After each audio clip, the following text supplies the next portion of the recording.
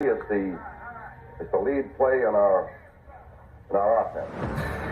We ask our YN or a tight end to open up somewhere between 6 feet and 9 feet to get an isolation with the linebacker. Tell the tackle to take the defensive end if he's over him. If he's not, to drive down on the first man to his inside. If the YN has the linebacker taken out, he cuts inside. If the YN has the linebacker in, he comes all the way around. You look at this play where we're trying to get a seal here and a seal here and try to run this play in the alley.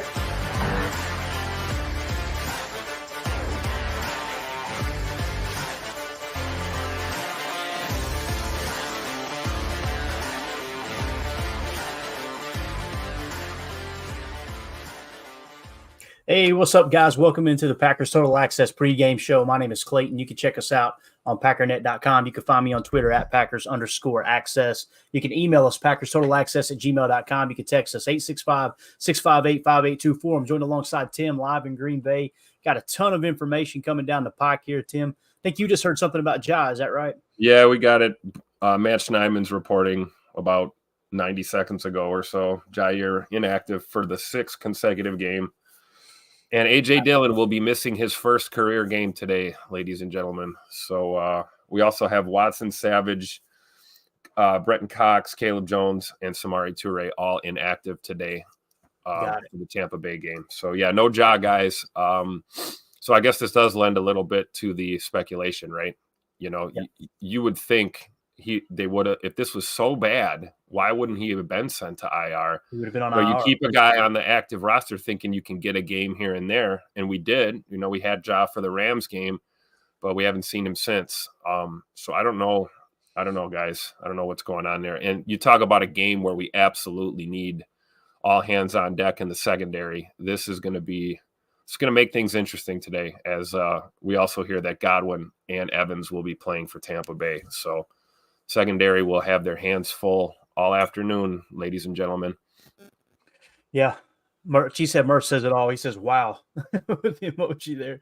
Again, though, you never know. You never know what's going to happen.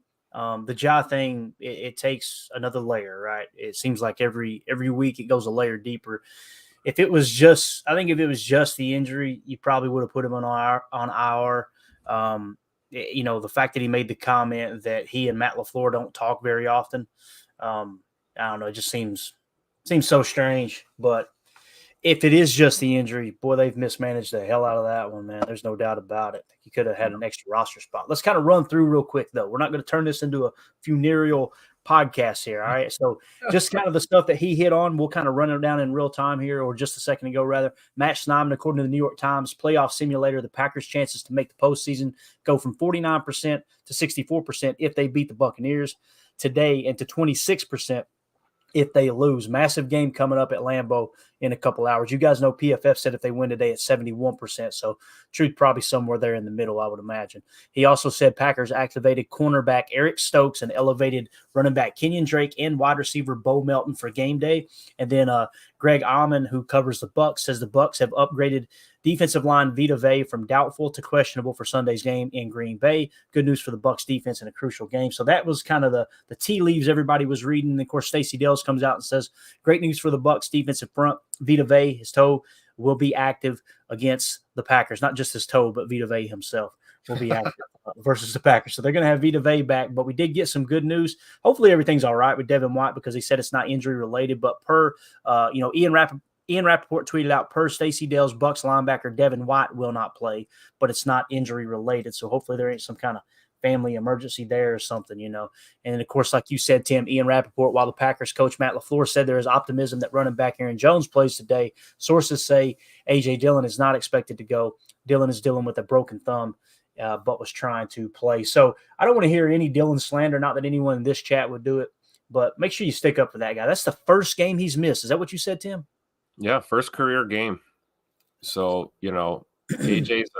is a walking truck stick. He's an Iron Man. And I got to believe that they probably had to like handcuff him to the locker to get him not to play today. You know, that's a guy that wants to go out there. I mean, and a broken thumb for a ball carrier, that can get interesting.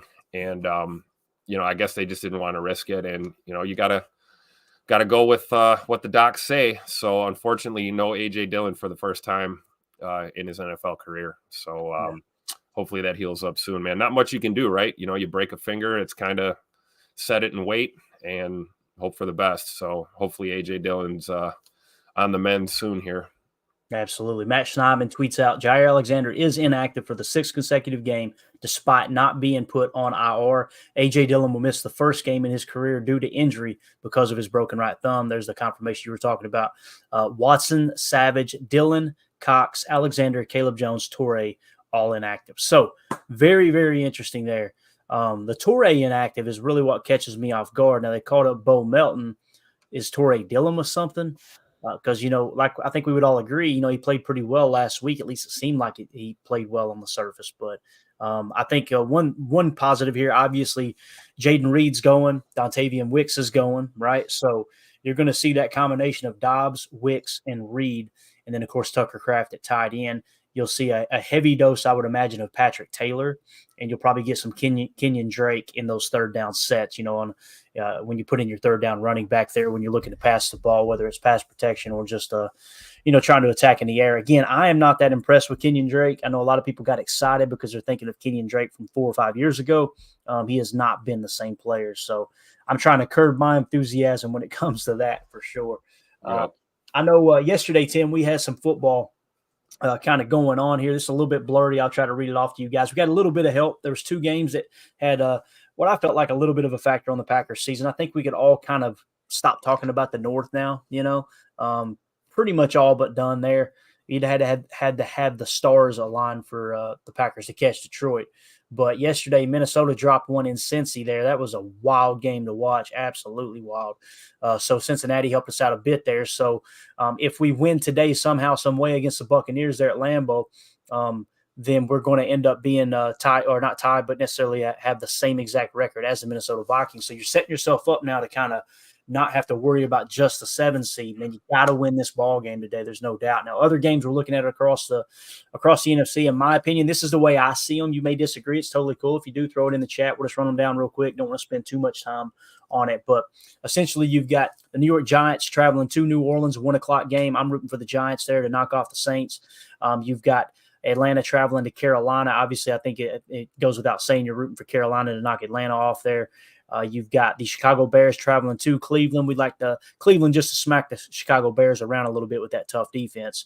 And then Washington traveling to the LA Rams. Obviously, the Rams are still in the hunt. San Francisco traveling to Arizona. Many people disagreed with this one. I would like San Francisco to hold that higher seed. That way we could possibly play, an easier team, give them the first round bye. And then, of course, you got Dallas traveling to Buffalo. People were saying, why in the world are you not rooting for Dallas there? I'm kind of a closet Buffalo fan. So these are my rooting interests here, okay? And then, of course, Monday night, you got Philadelphia at Seattle. So we're pulling for the Eagles there to knock off the Seattle Seahawks. So yep. The Packers wrap up. We'll go live for the post-game show. Then you guys can catch some of these late window games after we wrap up. I'll be on a flight by that time probably. So I would be looking at Washington at LA, San Francisco at Arizona, and then, of course, Dallas at Buffalo. Be some cool games to kind of check out there. When you look at the playoff picture now, Tim, Packers still sitting in the 7 seed. You see the Vikings sitting there at 7-7. I'm not sure if the Packers will surpass them if we win today. They have the tiebreaker over us, obviously, so I can't imagine they would or we would.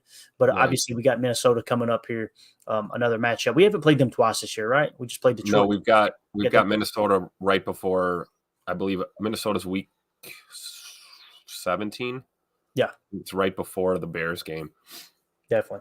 So essentially what you've got is San Francisco 49ers, the 1 seed, Dallas Cowboys, the 2 seed, Detroit Lions, the 3 seed, Tampa Bay Buccaneers, the 4 seed as it sits right now, Philadelphia Eagles, the 5 seed, Minnesota Vikings, the 6 seed, and the Green Bay Packers, the 7th seed. In the hunt, you've got all with the 6-7 record. You get the LA Rams, the Seattle Seahawks, Atlanta Falcons, and New Orleans Saints. So that's kind of your playoff picture. As far as the game today, anything you want to hit there, first of all, Tim? Anything on the standings? Anything on the games today? Just seeing Minnesota, the way that game turned out, as I was unable to watch due to the blackout restrictions. But refreshing my phone every 10 seconds to get the score updates was pretty intense. And then seeing the highlights and, saying a little prayer that Cincinnati would pull it out, and they did. And so this makes this game today even more crucial. Keep pace with the Vikings. We need to go to 7-7 as well. We cannot afford to drop another game today. We've got to find a way to get this dub at home and, make those last 2 games of the year really mean something. 2 divisional games. We have a chance to, like I always say, meaningful football here towards the end of the year. But I gotta, just the way things are shaping up, man, it's important. We need this dub today. We can't go to 6-8 right now. That just can't happen. So hopefully, next man up. These guys step up. I'm with you too with the sentiment of Kenyon Drake, kind of a guy that, you want to be excited for, but he's kind of, past his prime or whatever, kind of in a journeyman status. But I will say, man, we've seen it in the past. Guys like Julius Peppers come to mind, guys that can come to Green Bay and kind of find a resurgence towards the middle and late stages of their career. So I'm not making a prediction, but wouldn't that be nice to get a game out of him today and just, make some impact plays for us. So, hopefully we get the best. And, hopefully Patrick Taylor plays pretty clean ball like he did last week too. I think the biggest complaint we had with him was not getting out of bounds before the half. But, guys got to step up today. But we need this dub, man. That Minnesota loss was a blessing from the football gods yesterday. And we got to follow it up. We got to follow it up with a dub today, man. Yeah. Minnesota, really neither team had any business winning that game. But Minnesota definitely did not deserve to win that game down the stretch. It was just like, man, Nick Mullins, you can see he's going to be dangerous with the football. Like he's going to turn the ball over. Mm-hmm. And it sounded like Kevin O'Connell even told the sideline reporter going into halftime, he's got to stop playing hero ball. We need him to manage the game, essentially is what he said, not in those exact words. Come out in the second half, he continued to do it.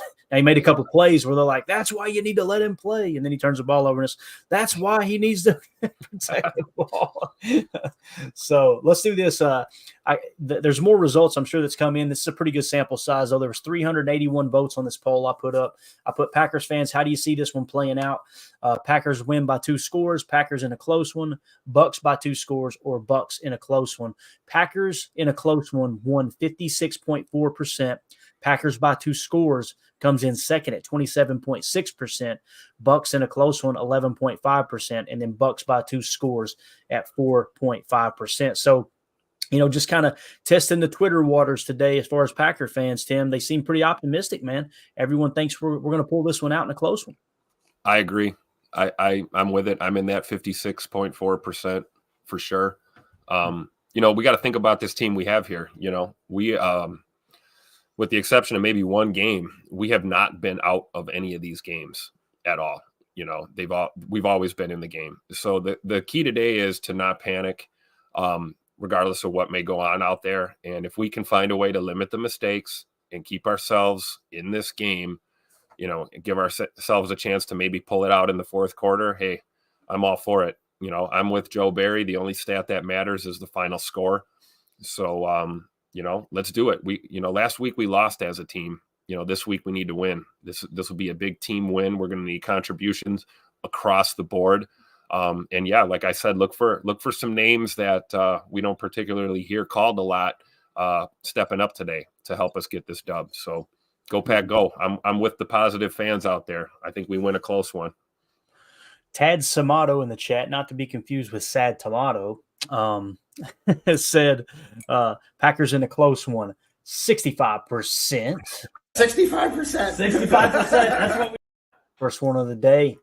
Let's see here. Jen Wright in the chat says he will show up. It's going to be absolutely huge that they do, Jen. I mean, that's something it's going to have to happen for you to have a realistic chance of winning this game. And like someone else here mentioned in the chat, let me find it real quick.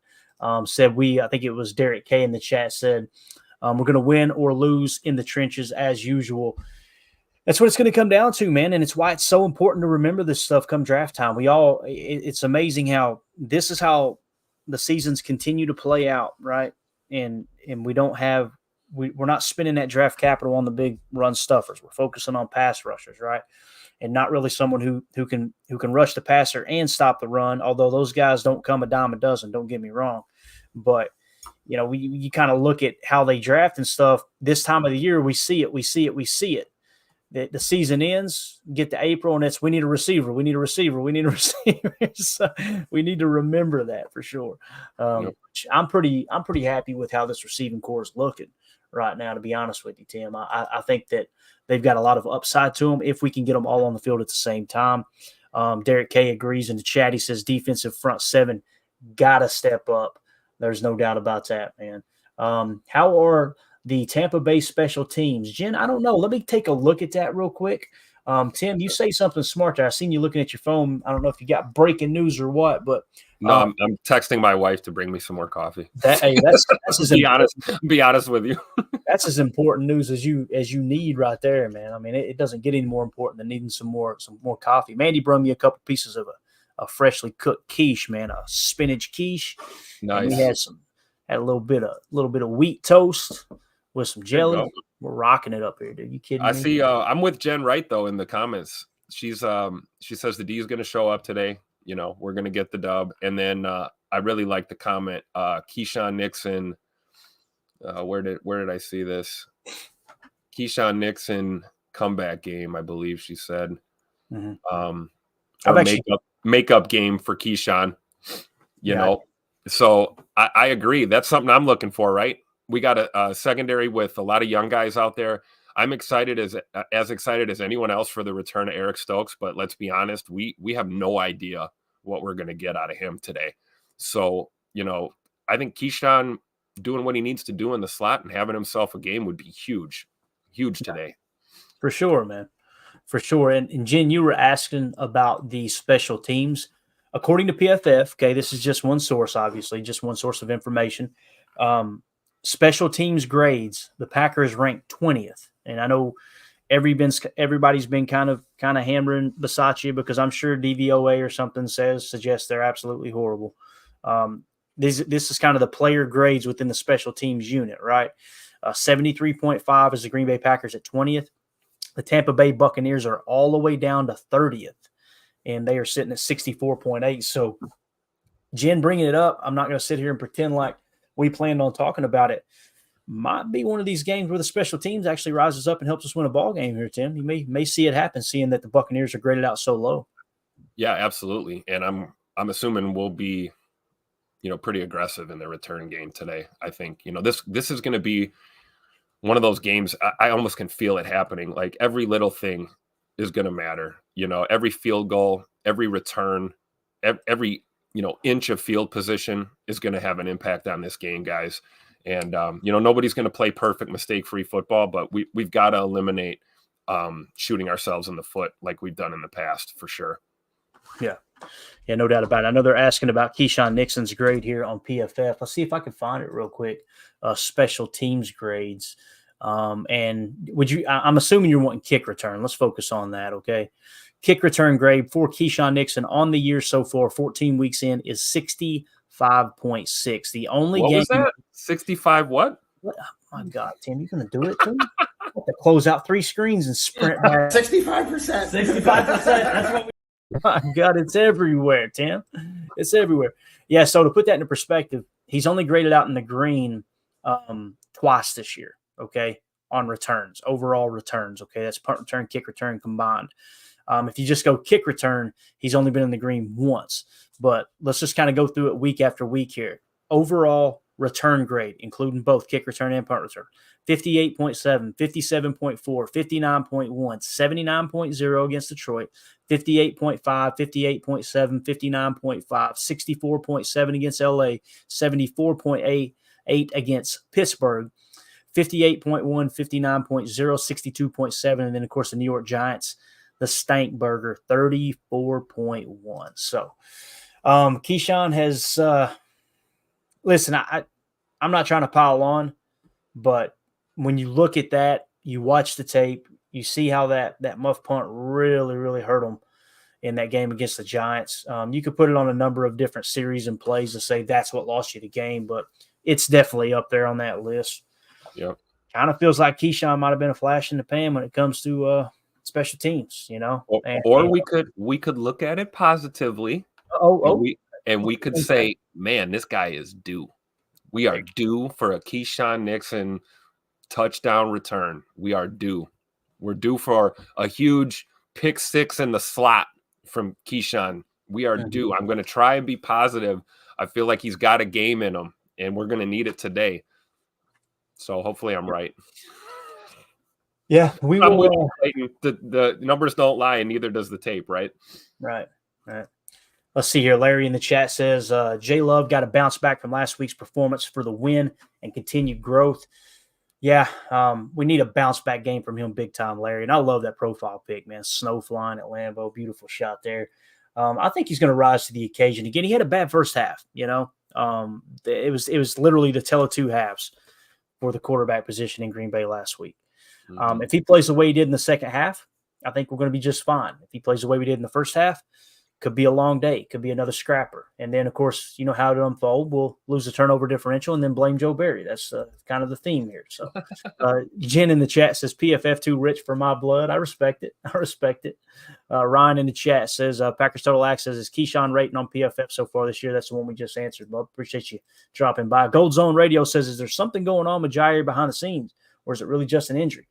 I think the fan base is kind of split, Gold Zone Radio. You know, some people believe Rob Domofsky and Jason Wilde when they say there's stuff going on behind the scenes. Others are saying, all right, name a source, and they're not going to name that source.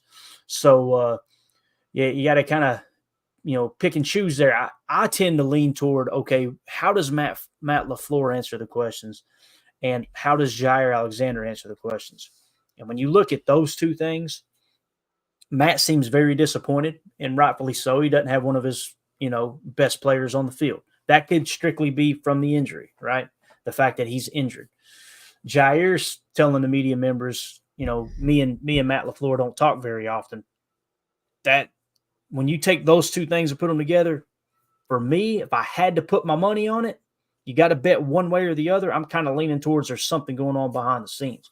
But that's strictly speculation. I don't have a source. I don't have any detailed information. I'm going off of Mark Tauser, Jason Wilde, and now Rob Domofsky. And I put a lot more stock in Mark Tauser over the other two, not to dog them, but Rob works for ESPN. So does Wilde. I think Wilde does a good job trying to be honest with his reporting. Not that Rob doesn't, but Rob is very he'll dig his heels in a little bit and go TMZ if you want him to, right? So it is what it is. I think he does a good job. I think he does a fantastic job. That's not a dig on him. It just everybody's got a role to play, right? And there's definitely a portion of this fan base that likes the drama, and that's kind of what they bring to the table there, you know, when they're reporting. I think it's just one of those if there's smoke, there's fire kind of attitudes, you know. And we're seeing a lot of smoke. We don't see a fire, but there's a lot of smoke. So, you know, who knows? Only time will tell. I'm sure all of this will come out at some point. But you know, at the end of the day, it just sucks not having Jair on the field, regardless of what it is. Right. You know, injury, politics, whatever. He's not playing football. And, you know, we got to just focus on the guys that are, I guess, you know, and see how this plays out. Yeah, for sure. Let's go to the chat here. R.E. Iron Miner says, number one, defense has to be aggressive. Depends on what you mean by being aggressive. You know, it's kind of a vague statement. R.E. Miner, Iron Miner. I'm just going to call you R.E. The way, you know, when you talk aggressive, do you mean they need to blitz more? Do you mean they need to play press man? Do you mean, you know, the tacklers need to be more aggressive in the run gap? I agree with that last one. We need to be a more aggressive defense in attacking the run.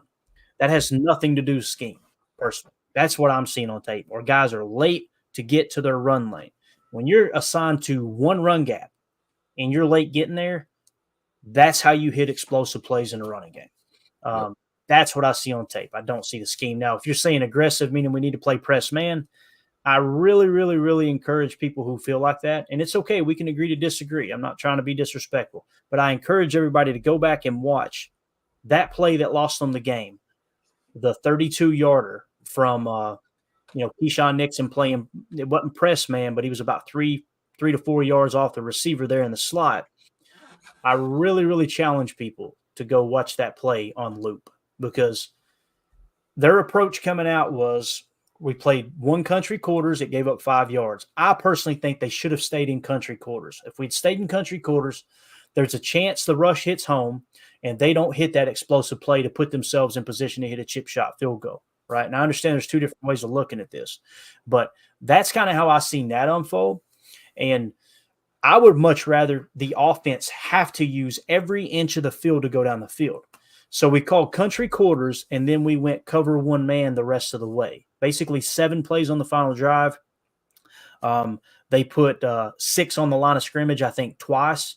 They did a linebacker scrape there in the first couple of plays, and then they went 0 once they got on our side of the 50 after the 32-yard gainer. So the big play that cost us that game, many of the Joe Barry haters are refusing to acknowledge that that was the most aggressive call on the drive. Now, we've since learned Carrington Valentine playing 11 yards off the receiver was Carrington Valentine playing it safe. He made that decision because he didn't get the call from the sideline in time before the snap. They were in no huddle.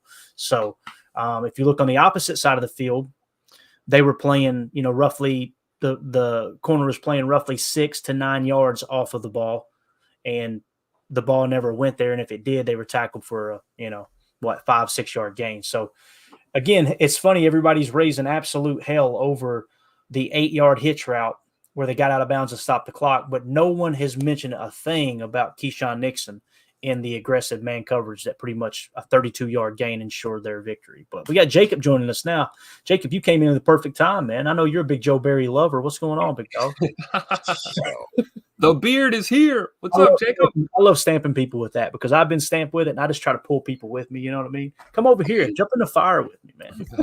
I'll stir the pot a little. I don't know what I feel like anymore. I'm kind of just – I'm dead inside, man. I've been hurt too many times. I'm jaded. Anyways, it's like a toxic relationship with a girlfriend, right? That's like, there you go. He said, I've been hurt too many times. It just reeked of this right here, Jake. Hi, I'm Date Mike. Nice to meet me. How do you like your eggs in the morning? What's hurting you the most, Jacob? Talk to me. This is a therapy session here, man. I mean, I'm so tired today, man. And I have this weird, I don't want to talk about it in like, what's the word? Speak it into existence. But I just have this weird feeling. I know I've told you guys this. I usually wake up on a Sunday and I can tell right away. I'm like, oh, this is going to be a rough one. Just all the cards are lining up. Didn't I see that Vita Vea is going to play or whatever? Yep. Yeah. I don't like that. I did see that. White not playing. White's not playing though, right? Right. White's not playing. I have no idea though. They say it's not. Godwin's playing though, so it's like we one out, one in, one out. Yeah. Marjan Kron says I'm jaded Reed. See what he did there? Dude, the chat's already on fire, man. What's up, Murph? This one right here is my favorite. 2-0 for this says Country Quarters has a wicked tomato soup. It does sound like a nice little pub, doesn't it? Love it. Wait, somebody should create a bar in Green Bay called Country Quarters. They should do it. Let's see here. Freddie Roper. It might be a real place. Watch him chime in here, man. No, it's a legit place. Freddie Roper in the chat said Nixon should only do kick returns, no punts. I agree with that. It's kind of hard going from playing nickel and then jumping back there to return punts. Who knows? That could have played a role in him muffing that punt, right? We could come up with 100 different excuses or wannabe excuses. But, I know some people are saying that Jaden Reed looks more comfortable. I think it was 2-0 for this. Says Reed on punt returns is so natural. I don't know why Nixon has even done it at all. I get nervous with both of them, but I think I'm just still in shell shock, man, from a few years ago where we could not field a punt to save our life. And, it seems to have reared its ugly head again. You're going to get some of that during the season. You're never going to have – I don't want to say never. It's rare you're going to have an entire season where you don't have a muff punt, right? But we got to the point where we were averaging like one a game, it felt like. So just not a good look. We were hanging on for dear life. So it's definitely improved from that point. But, man, it came at the worst time last week as Keyshawn muffed that punt, man. It cost you the turnover differential and the middle eight. I mean, essentially guaranteed you were going to lose the game if you put a lot of stock in those two statistics like I do. I mean, the muff punt was one thing, but then to see him fall on it and then try and get up was what really killed us. And I know that Keyshawn has learned from that. He probably watched that tape because, you think about it. In that moment, he's thinking he can make a play. He's thinking, I bobbled this punt. I fell on it. Nobody hit me yet. Let me see if I can do something with it. And you got to love that.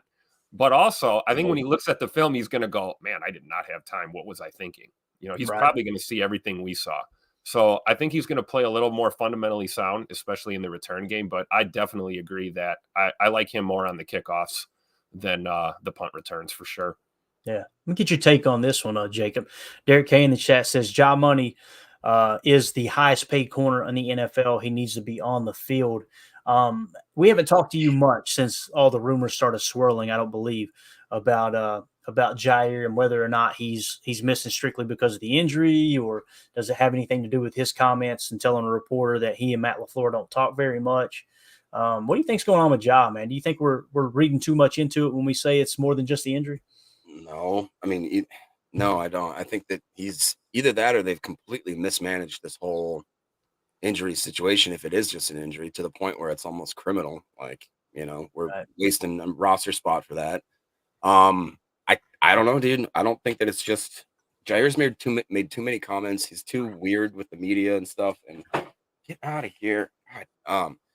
And I just, like you said, man, he's the highest paid guy. He's got to be out there. He's got to be performing. And the fact that, again, we've looked at when he's not there in the defense, you could argue that they've played better without him, which is never great.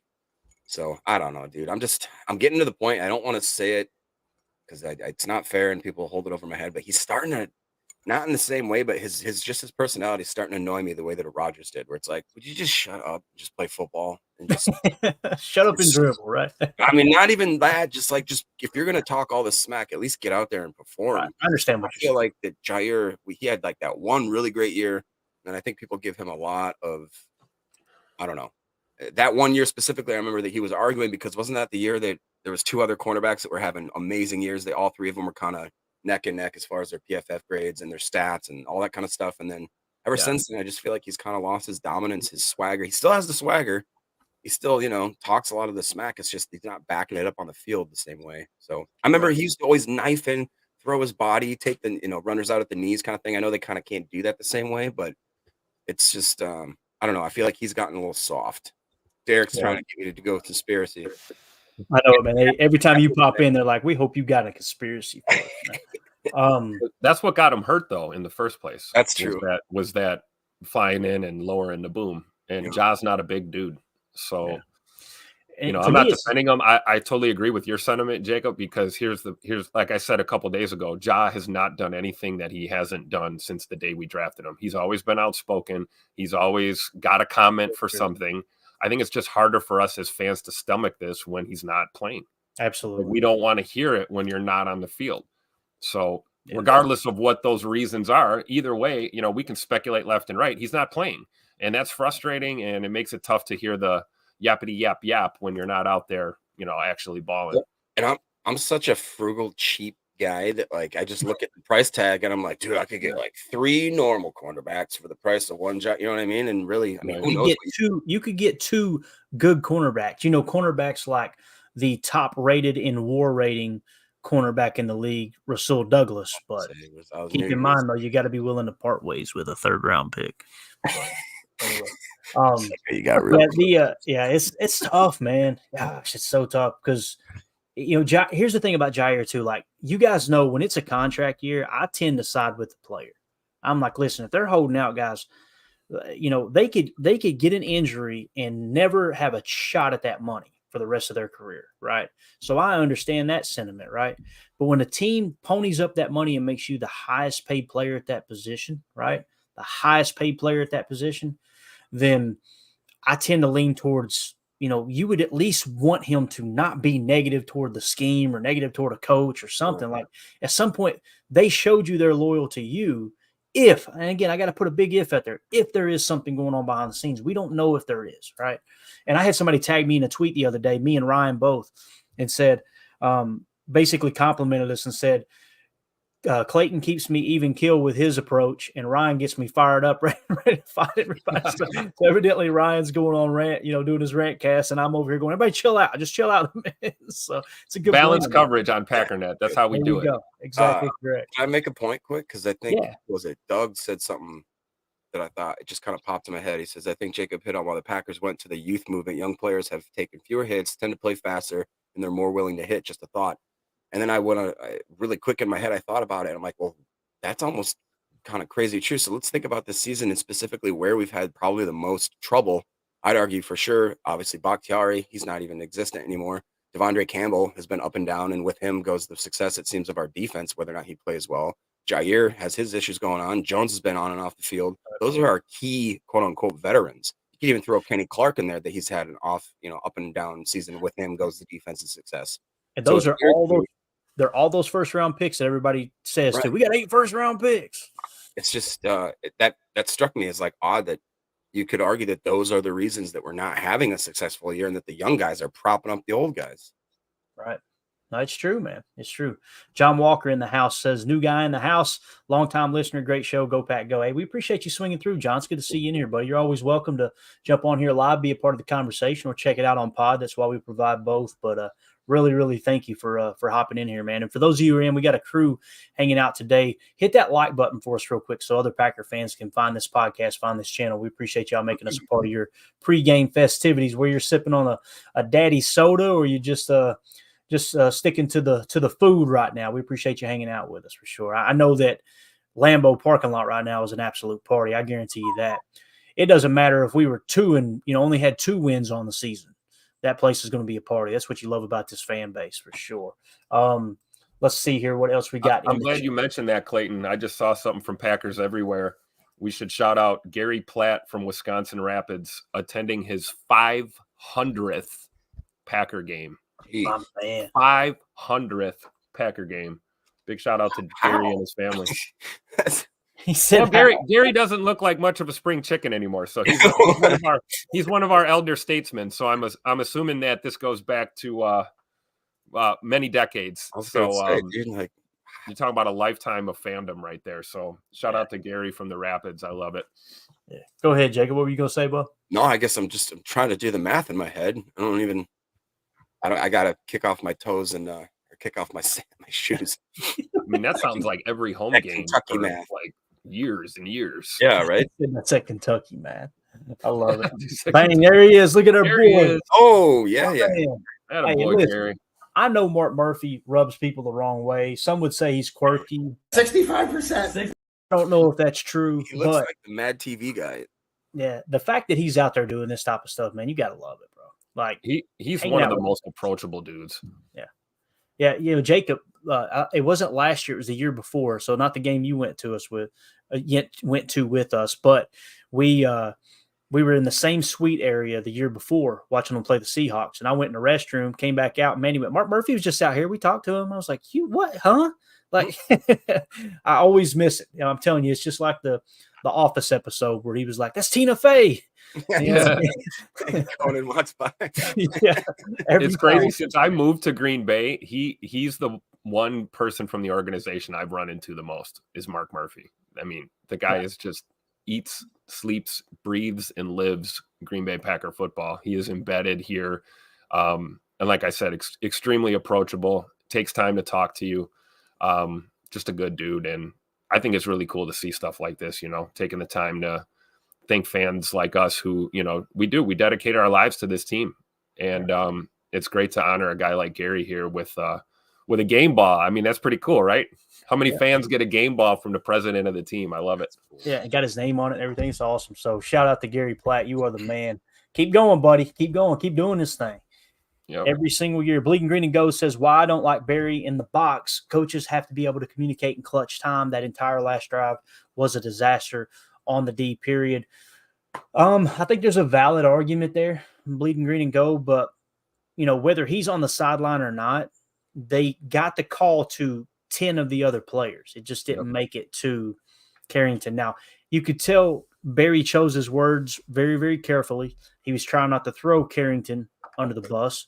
He said, listen, that's the most difficult place to get the call. First of all, we need to acknowledge that he's the corner on the opposite side, the far side of the field. But he said, you got to look. So at the end of the play in a red zone situation, you cannot depend on Dre or any of the other players to communicate it to you. It's cool to have that as a tool. But at the end of the play, you got to be looking to the sideline and getting the sign yourself because they're giving hand signals, right? So it kind of goes hand in hand. Now, listen, is it on Barry that it happened? Yeah, there's got to be a certain percentage of that blame to go on the DC. Absolutely. Anytime there's a mistake, just like there's any kind of mistake, on the team in general. It's on the head coach too, right? It goes with the territory. So that's kind of how I've seen that unfold there. Gold Zone Radio says playoff odds go to near zero if we lose another game. I believe 90% if we win out. The guys need to bring playoff game energy today. You know, that's what me and Tim talked about last week. Gold Zone was it's so cool. This is we've been in playoff football for 2 weeks now. This is awesome. You're getting to see how this team is going to perform under pressure and just how close we are in these big game situations. If you know how to approach being a fan and how to watch the games and everything, and not just be Mr. Negative Nancy, if they lose, this sucks, all the world's falling apart. We're gathering information every single week. There's pieces of the puzzle being put in place every single week. Some people are just too drunk and pissed off to, not acknowledge it, but even realize it. It's just fire everybody, get rid of this guy, get rid of that guy. Bleeding Green and Gold says, yeah, Jair's win out comment didn't age too well, did it? Yeah, it sure didn't, man. I don't like that comment when you're not on the field. And I say that from experience of listening to other players. How many times have you heard offensive linemen and even defensive linemen, it's mainly offensive linemen, will go to a quarterback that's jawing, a quarterback that's talking crap to a defensive lineman because they're protected by the rules. And you hear the stories of the offensive lineman come back to the huddle and look at the quarterback and go, hey, shut up. I'm the one who's got to deal with him. Like, stop putting a quarter in him, right? Like, that's a real thing.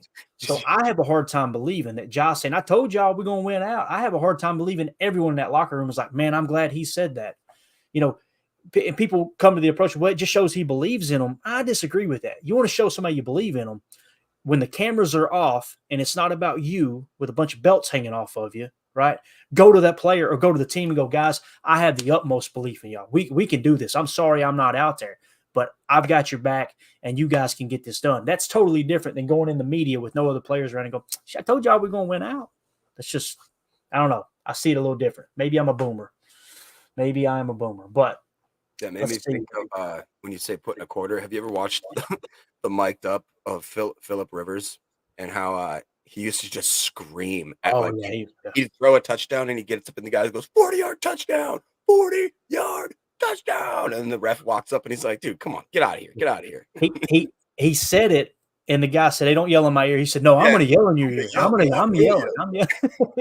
He was a psycho for sure. But then again, he never won a ring either. So maybe just kids. Yeah. Eden in the chat says 62 years if going to every game. That's wild, man. Absolutely there it is. Wild. Absolutely wild. These guys crunching the numbers in here, getting you the important information for sure. I want to take a second real quick, all right, and give a shout out to BetUS. They are, let me pull this down here real quick, the official sports book of Packers Total Access and Good Morning Lambeau. Just want to thank them for coming on board.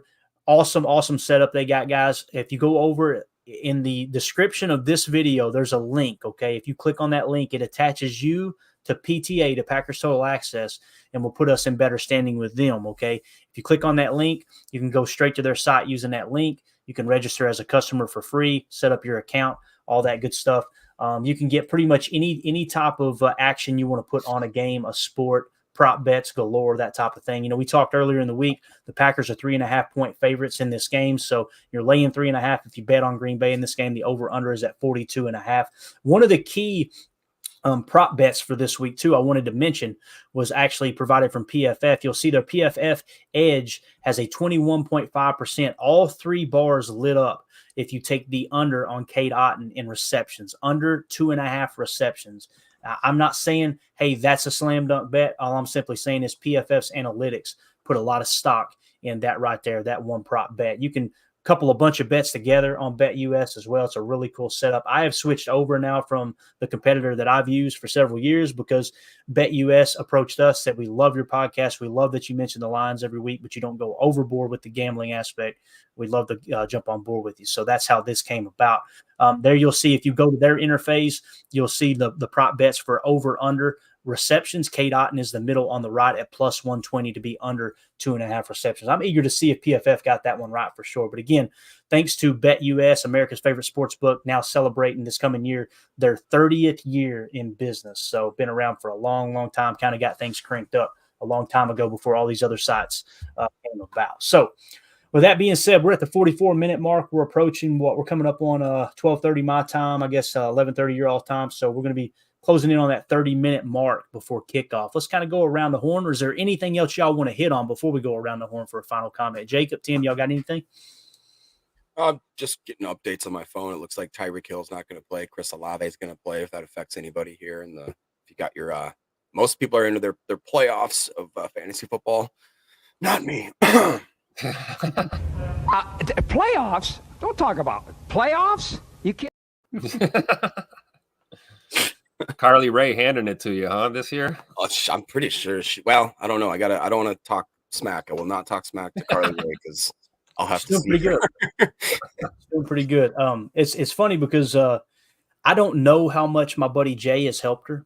He may have not have helped her at all. So I'm not trying to give him the credit, but we communicated earlier in the year, and I'm like, Carly, I'm not a big fantasy guy. I just don't get into it, but I got a buddy who is. So I had him reach out to her. I'd like to think he gave her a little bit of good advice, although she may have took his advice for a couple of weeks, started stinking, said, flush that. I ain't calling that guy again. So, but it sounds like, what place is she in right now, Jacob? Do you know? She was in third at one point, right? She climbed up. She made a really good comeback because for a while she was kind of circling the drain, and me and her basically kind of did one of these all things. Right. She waved at you. She went by. Can I say one thing too? As we were talking about different projections and that sort of stuff, it looks like Jordan Love's starting to get a lot more love as far as I didn't do that intentionally. Just as far as like, I remember when we were first started in the year, he was getting his over under at passing yards. It's like $170 or something like that. And now he's in the mid 250s. Some of them are reaching higher. So it's nice to see that people are starting to believe in him. And I think that it's going to be a fun game to watch. I am a giant fan of my man Donwick, and I want him to go out there today and just leave bodies, man. Just go out there and, I'm really excited too if Bo Melton can get out there and just snag some kind of garbage cool touchdown, or maybe do some. Let's not do 12 end arounds today either, please. I don't understand why we reverse. Maybe we should try reverse. They'll never see it coming. I do like doing that a couple times. Never see it coming. We'll never see it coming, man. That's hilarious. I know that they got to set up the motion and all that, but just try something different. I don't know. I did not like that offensive play schemes last week. I did not get my voice back until Thursday, by the way. So what happened? How'd you lose your voice? Matt, I guess I'll just Joe Barry. It's Joe Barry's fault. Blame Joe Barry. Right? Yeah, when in doubt. Wait a minute. Joe Barry's not calling jet sweeps. Hold on a second. I personally think Jacob lost his voice because he was up in the club. Like, all right, come on. You take that Kirby down the street. I ain't buying it, Jacob. I know what's going on over there. Did you watch the game at home? Yeah. So you got the eviction notice again, huh? I thought about it, and now I asked my front desk people. The apartment below me, like 4 people have moved in the last year and a half. So I'm just saying. Look at this guy creeping over here. Yeah, he's been a member for 2 months now. Emilio's like, I'm gonna win one of those jerseys. Emilio, I hate to break it to you, buddy. With you being a contributor, if you win one, you ain't getting it, man. I'm just telling you that now. Ain't gonna happen. Which, by the way, Jeff, yours is going out. I'm trying to get it out before I leave for Florida, buddy. We got it packaged and everything. Your autographed Dorsey Levens jersey. Going to Florida? I'm glad we brought that up. What's that?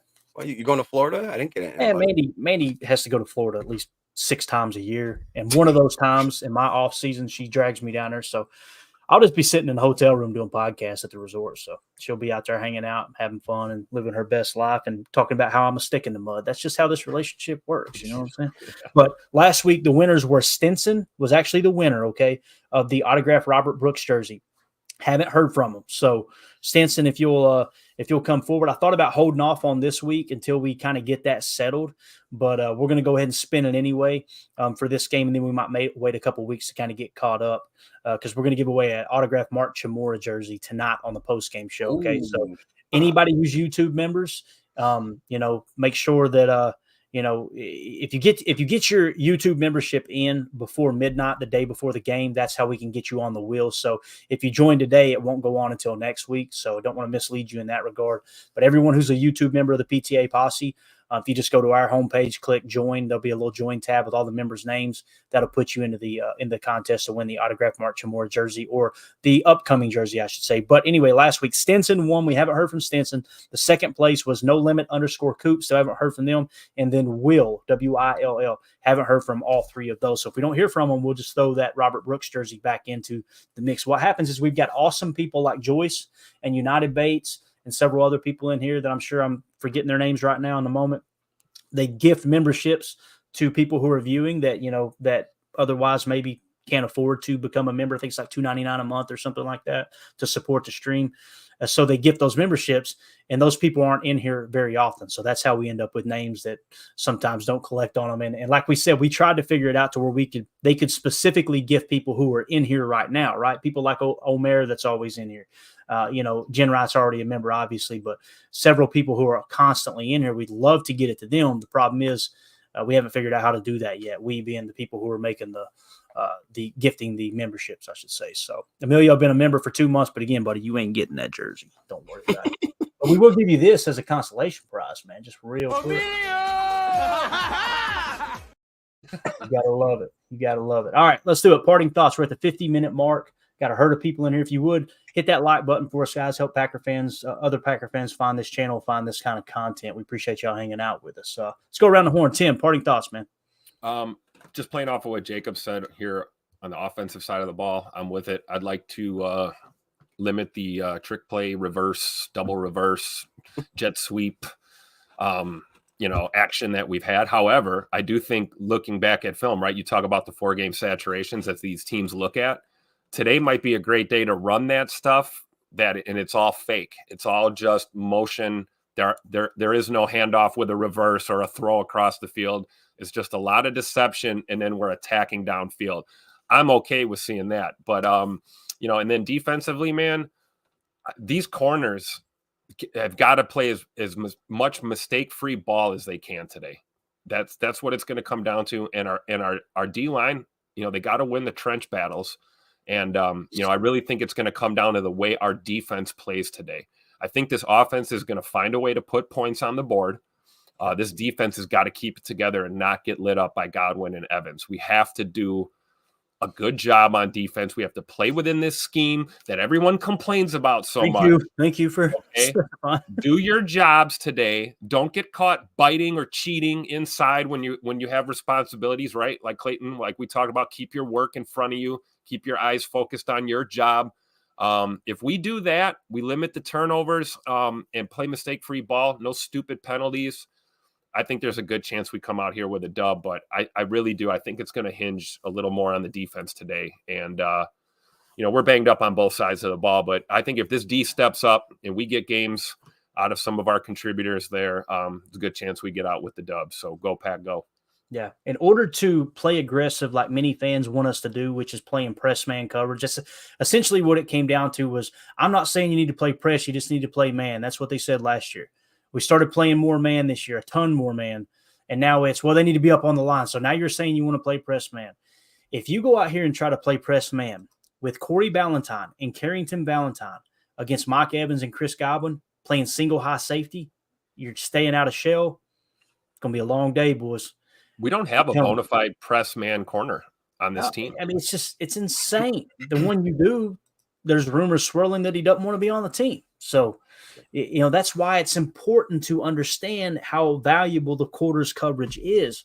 And I want to mention this too. I've done an open invitation to ask anyone, if you have seen us intercept the ball while playing man coverage this year, shoot me a timestamp in what game. Because I'm almost positive the few interceptions we've had this year, every one of them came from spot drop, most of the time country quarters.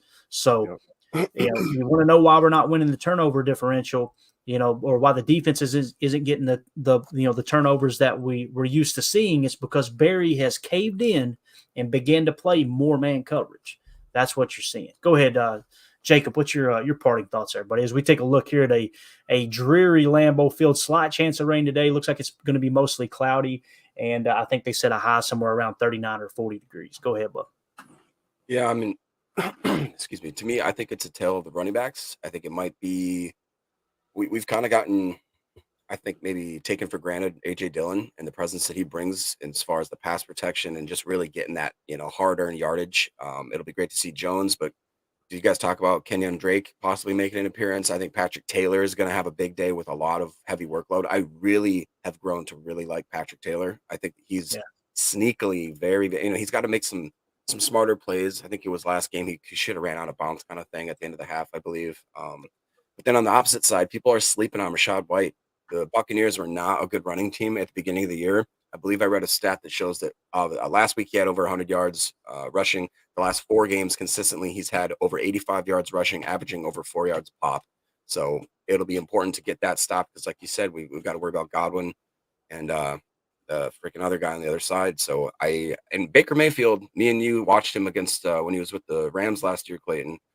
That was not a good game for him. I believe that was the first game he played as a Ram, if I'm remembering correctly.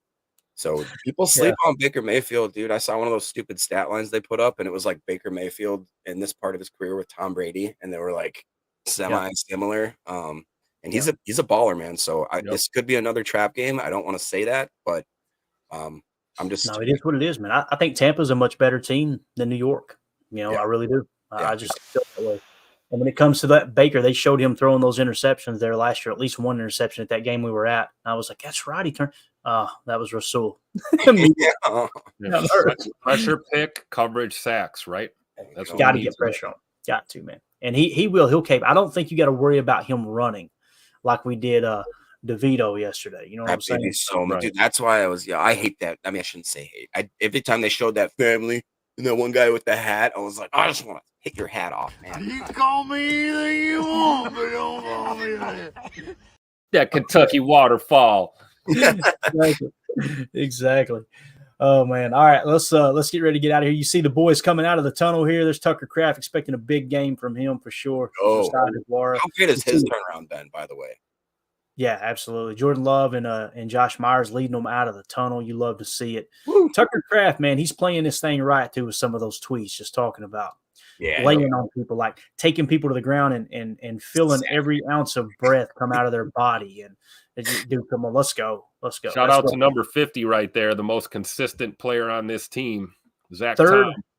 Third highest graded right tackle in the entire National Football League. Wow. Goody, tip of the cap, my man. You found a gem there, buddy. You did it again. So one final comment here was Omer said, Chalk Talk was much better this week. No issues. For whatever reason, Omer, it didn't drop. The stream didn't drop. No copyright detected, although we did everything exactly the same way as we always do. So what's happening is AI is what's kind of screwing things up, just to be honest. I'm not going to get on a technical talk here, but you guys heard a different intro song today, right? The intro song we've used from the beginning was a non-copyright song. It is still non-copyright, but there's something going on right now with a company that is trying to abuse the artificial intelligence in the copyright industry. I know this because I Googled that song like, man, it must be copyright now. No, it's still not copyright.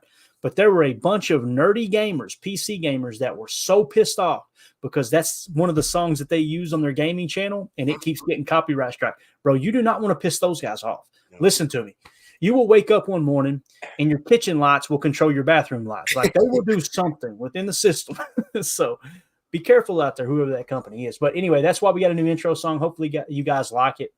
Throw a little Jaden Reed at the end, too, just to spice things up. But we appreciate y'all hanging out with us. And, again, just wanted to let you know, as I look on the screen back here, they're doing some kind of spoof on Fox, a guy in a hat doing this. So it's everywhere, Jacob. You better get used to it, my man. No. And Emilio, we've got someone on the show now who's a quarter Italian, so you better watch your words there, too, Beards. You hear me? That's true. You got to take care of our boy over there. He is hilarious listening to him talk about it. He's a quarter Mexican, quarter Italian.